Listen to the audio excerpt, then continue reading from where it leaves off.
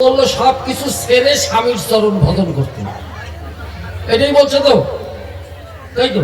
হ্যাঁ, আমি স্বামীর চরণ ভজন, আমি তো অস্বামীর চরণ ভজন করি নাই। তুমি আমার কেমন স্বামী?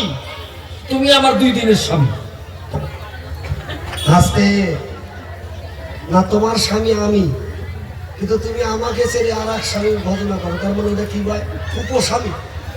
কি কৃষ্ণ জগৎ স্বামীটা মেনে নিচ্ছি, কিন্তু আমি স্বামী বেঁচে থাকতে তুমি উপস্বামীর ভজনা করছো, এটা তো আমার ভালো লাগে না।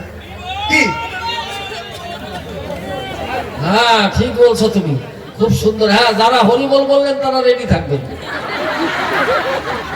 কারণ হরিবল বললো না হরিবল বললো এটা আগে জানতে হবে, কারণ 2টা কিন্তু হয়, একটা হরিবল একটা হরিবল। বল হবে না বল হবে এটা আগে জানতে চাই। জায়গা বেজাগায় হরিবল কইলে হবে না। মীরাবাই কইলে গেল, আর মীরাবাইয়ের স্বামী কুম্ভ বইলে গেল যে উপপতির ভজন করো। একটু ভাববেন, মীরাবাই সম্বন্ধে আগে জানবেন, তারপরে হরিবল বলবেন। মীরাবাই উপপতির ভজন করছে জীবনে? তুমি উপপতি। আপনারা যারা হরিবল বললেন তারা মীরাবাইয়ের কাহিনীটা ভালো করে পড়বেন, ওইটা কালকে আমার গলা টিপা ধরবেন যদি ভুল বলি। মীরাবাই, আমার সময় নাই তাই, মীরাবাই যখন 5 বছরের ছিল, ছাদে বাবার সাথে ঘুরতেছিল। সেই সময় ভালো করে শুনে নিয়েন, যারা হরিবল বলছেন তাদের জন্য বলি, তাদের জন্য বলতেছি। যখন মীরাবাই ওই ছাদে ঘুরতেছিল, 5 বছর তার বয়স ছিল, সেই সময়, কারণ আমি পুরানো হব না, আমার এই গানে আনলেও আমি আনবো, আসবো না আসলেও আসবো, কারণ শিষ্য বাড়ি যেহেতু আছে, 2-4-10 ঘর যখন শিষ্য আছে, গান গাইতে যেদিন না পারবো, দাঁত পইরা যাবে, সেদিনও আমার আসতে হবে। কিন্তু তার জন্য আমার না আসা হবে না, স্বপন না আসতে পারে। সুতরাং আমি যেটা করবো এখানে খুঁটির মতো, পরে যেন আমার কেউ প্রশ্ন করতে না পারে। তো উপপতি আমার এই রানা কুম্ভ, উপপতি আমার নাই।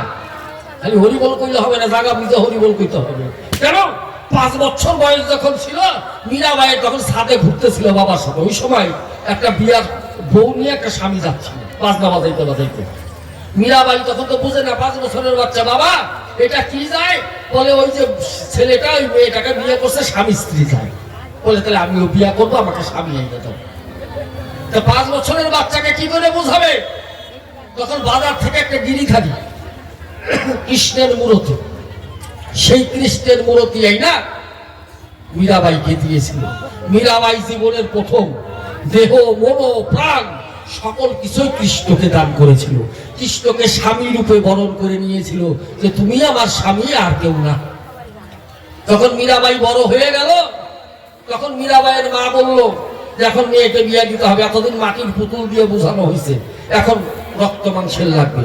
মীরাবাই বলে, আমার এই দেহ, মন, প্রাণ সকল কিছু আমি গোবিন্দকে করছিলাম, এই দেহটা আমি অন্য মানুষের হাতে দিতে পারবো না। বাবা তুমি আমাকে বিয়ে দিতে পারো, তাতে কোনো দুঃখ নেই, তুমি আমাকে বিয়ে দিবা, বিয়ে দাও, কিন্তু এই দেহটা আমি কৃষ্ণকে দান করেছি, এই মনটা কৃষ্ণকে দান করেছি, এই প্রাণটা কৃষ্ণকে দান করেছি, কারণ কৃষ্ণ আমার জগৎ স্বামী। আমার বিয়ে হয়ে গেছে, এই দেহ আমাকে পেতে পারে, কিন্তু মন আমার পাবে না।